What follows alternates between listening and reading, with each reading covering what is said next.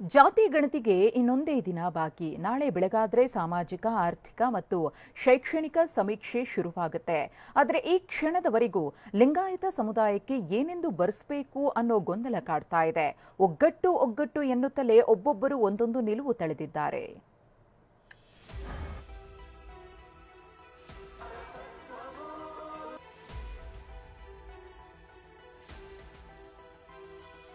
ವೀರಶೈವ ಲಿಂಗಾಯತರಲ್ಲಿ ಧರ್ಮ ಜಾತಿ ಬಗ್ಗೆ ಮೂಡದ ಒಮ್ಮತ. ಜಾತಿ ಧರ್ಮದ ಕಾಲಂನಲ್ಲಿ ಏನು ಬರೆಸಬೇಕೆಂಬುದೇ ಗೊಂದಲ. ಒಬ್ರು ಲಿಂಗಾಯತ ಧರ್ಮ ಅಂತಾರೆ, ಮತ್ತೊಬ್ರು ವೀರಶೈವ ಲಿಂಗಾಯತ ಧರ್ಮ ಅಂತಾರೆ. ಹೀಗೆ ಒಬ್ಬೊಬ್ರು ಒಂದೊಂದು ನಿಲುವು ತಳೆದು ಗೊಂದಲ ಸೃಷ್ಟಿಯಾಗಿದೆ. ವರ್ಷಗಳಿಂದ ಇರೋ ಈ ಗೊಂದಲ ಜಾತಿ ಗಣತಿ ಹೊತ್ತಲ್ಲೇ ತಾರಕಕ್ಕೇರಿದೆ.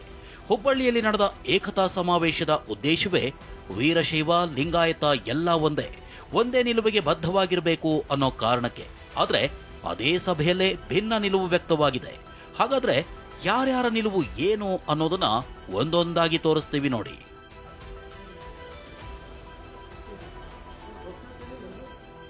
ಹಾಗಾದ್ರೆ ಯಾರ್ಯಾರ ನಿಲುವು ಏನು?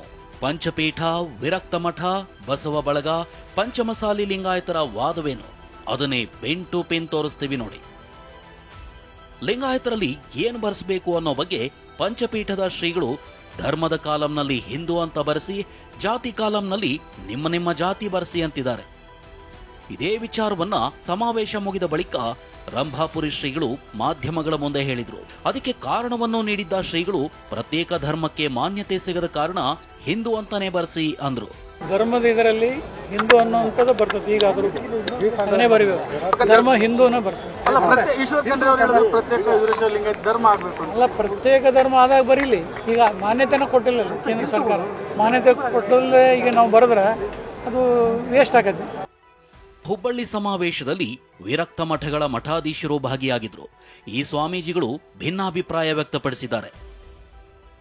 ಧರ್ಮದ ಕಾಲಂನಲ್ಲಿ ವೀರಶೈವ ಲಿಂಗಾಯತ ಅಂತ ಬರೆಸಿ, ಜಾತಿಯ ಕಾಲಂನಲ್ಲಿ ನಿಮ್ಮ ಜಾತಿ ಬರೆಸಬೇಕು ಅನ್ನೋದು ವಿರಕ್ತ ಮಠಗಳ ನಿಲುವಾಗಿದೆ.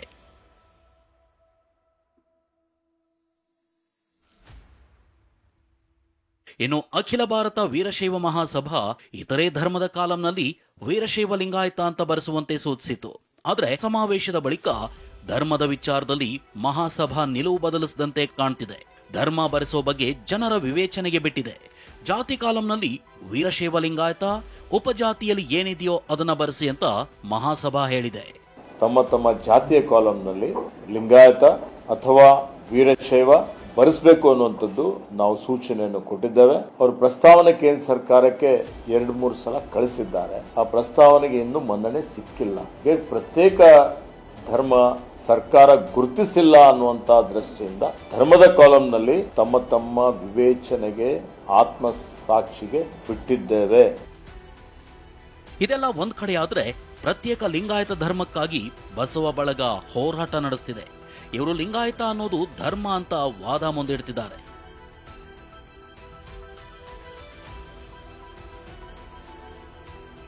ಹೀಗೆ ಧರ್ಮದ ವಿಚಾರವಾಗಿ ಒಬ್ಬೊಬ್ರು ಒಂದೊಂದು ನಿಲುವು ಹೊಂದಿದ್ರೆ, ಹರಿಹರ ಪಂಚಮಸಾಲಿ ಪೀಠದ ವಚನಾನಂದ ಶ್ರೀಗಳು ಧರ್ಮದ ಕಾಲಂನಲ್ಲಿ ಹಿಂದೂ ಅಂತ ಬರೆಸಿ, ಜಾತಿ ಕಾಲಂನಲ್ಲಿ ಲಿಂಗಾಯತ ಪಂಚಮಸಾಲಿ ಅಂತ ಬರೆಸುವಂತೆ ಜನಜಾಗೃತಿ ಮೂಡಿಸುತ್ತಿದ್ದಾರೆ.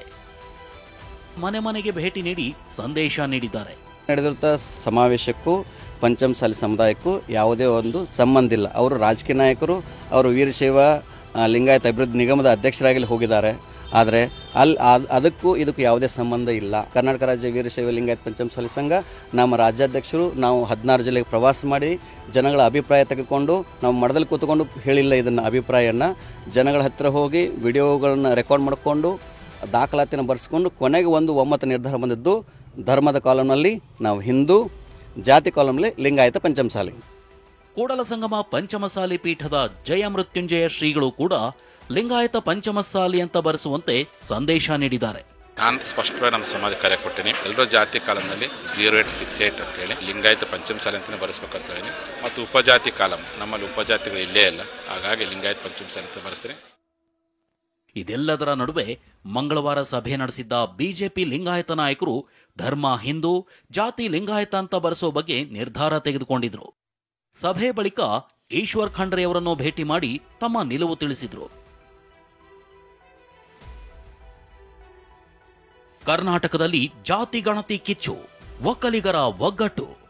ಜಾತಿ ಗಣತಿ ಬೆನ್ನಲ್ಲೇ ಒಕ್ಕಲಿಗ ಸಮುದಾಯ ನಿನ್ನೆ ಬೆಂಗಳೂರಿನಲ್ಲಿ ಸಭೆ ಸೇರಿತು. ಒಕ್ಕಲಿಗರಲ್ಲಿ ಹಲವು ಉಪಜಾತಿಗಳಿವೆ. ಹೀಗಾಗಿ ಯಾರು ಯಾವುದೇ ಗೊಂದಲ ಮಾಡಿಕೊಳ್ಳದಂತೆ ಉಪಜಾತಿಯಲ್ಲೂ ಒಕ್ಕಲಿಗ ಅಂತ ನಮೂದಿಸಬೇಕು ಅಂತ ಒಕ್ಕೊರಲಿನ ನಿರ್ಣಯ ಕೈಗೊಳ್ಳಲಾಗಿದೆ. ನಿರ್ಮಲಾನಂದನಾಥ ಶ್ರೀಗಳು ಮಂಡಿಸಿದ ನಿರ್ಣಯಕ್ಕೆ ಡಿಸಿಎಂ ಡಿಕೆ ಶಿವಕುಮಾರ್, ಕೇಂದ್ರ ಸಚಿವರಾದ ಎಚ್ಡಿ ಕುಮಾರಸ್ವಾಮಿ, ಮಾಜಿ ಸಿಎಂ ಸದಾನಂದಗೌಡ ಸೇರಿ ಹಲವು ನಾಯಕರು ಅನುಮೋದನೆ ನೀಡಿದ್ದಾರೆ. ಇದೇ ವೇಳೆ ಸಮೀಕ್ಷೆಯನ್ನ 45 ದಿನಗಳ ಕಾಲ ಮುಂದೂಡಿದ್ರೆ ಒಳ್ಳೆಯದು ಅನ್ನೋ ಒತ್ತಾಯ ಕೂಡ ಕೇಳಿಬಂತು. ಸದ್ಯ ಲಿಂಗಾಯತ ಸಮುದಾಯ ಹೊರತುಪಡಿಸಿದ್ರೆ ಉಳಿದೆಲ್ಲಾ ಸಮುದಾಯಗಳಲ್ಲಿ ಜಾತಿ ನಮೂದಿಸುವ ವಿಚಾರದಲ್ಲಿ ಸ್ಪಷ್ಟತೆ ಇದ್ದಂತೆ ಗೋಚರಿಸುತ್ತಿದೆ. ಆದರೆ ನಾಳೆಯಿಂದ ಶುರುವಾಗೋ ಜಾತಿ ಗಣತಿಯಲ್ಲಿ ಯಾರಿಗೆ ಎಷ್ಟು ಸ್ಪಷ್ಟತೆ ಇದೆ, ಯಾರು ಯಾವ ಮಾಹಿತಿ ಕೊಡ್ತಾರೆ ಅನ್ನೋದು ಗೊತ್ತಾಗಲಿದೆ. ಹುಬ್ಬಳ್ಳಿಯಿಂದ ಸಂಜಯ್ ಜೊತೆ ಕಿರಣ್, ಪ್ರಮೋದ್, TV9 ಬೆಂಗಳೂರು.